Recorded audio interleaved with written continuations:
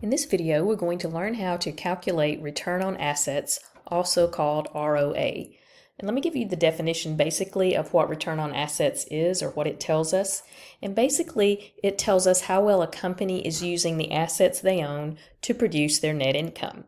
This is the formula for ROA. It is the net income divided by average total assets. Sometimes it'll say average operating assets, just depends on the terminology used in the problem. If they do not give you average total assets, which sometimes they don't, then you may need to calculate it, and in that case, here is the formula for the average total assets. You take the beginning assets plus the ending assets and divide by 2.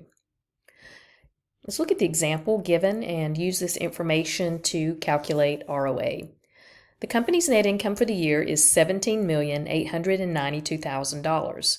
The beginning assets on January the 1st of 2023 were $1.2 million, and ending assets on December 31st, 2023 were $1,536,000.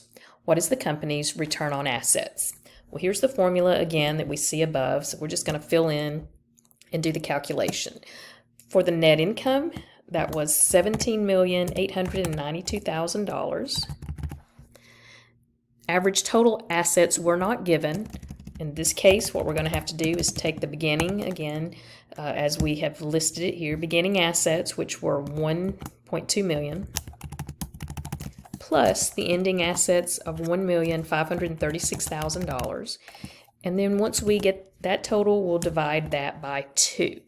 Let's move down a few lines here. So basically, we're taking the $17,892,000 and dividing it by 1.2 million plus 1.536 divided by 2.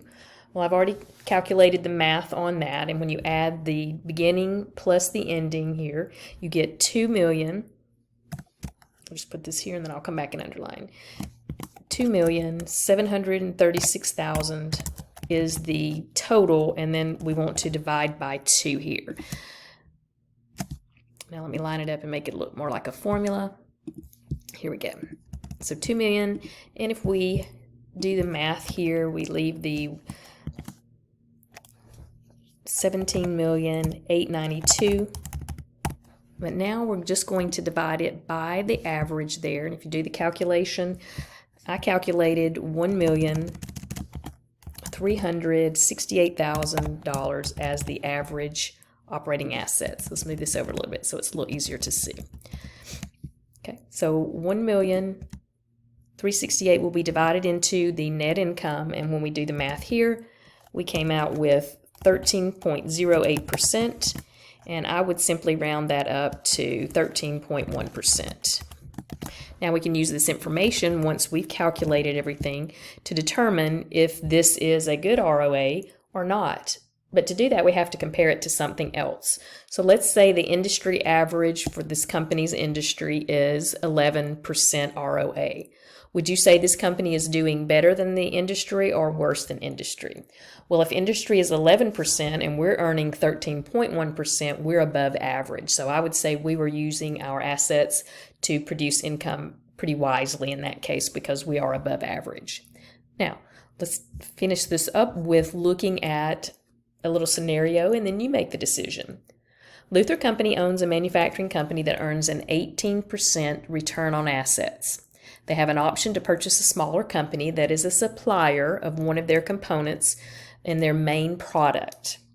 This company's ROA is 12%. The average in the industry that Luther Company is in is 8%. So here's the question. Is it a wise decision to purchase the smaller company, or would Luther Company be better off to simply continue as usual without purchasing the company? Well, they've given us enough information here to make that decision. For me, I'm looking at the industry average is 8%. Well, both are above industry average, so that's a good thing. But I have to say, if this is my company, would I rather earn an 18% return and continue as it is, or would I also want to purchase a company that's making 12%, so on that portion of it, I'm only making 12% return? The way I would look at it is, I'm probably going to stay with things the way they are because I know I'm making 18%. I don't know what's going to happen when I purchase the smaller company. Is that going to change my return on assets because I'll have purchased more assets and it's earning less really than what we're earning now? So for me, I would say it would be better to just stay as is and not purchase the smaller company. But this is how you would use return on assets to make a decision.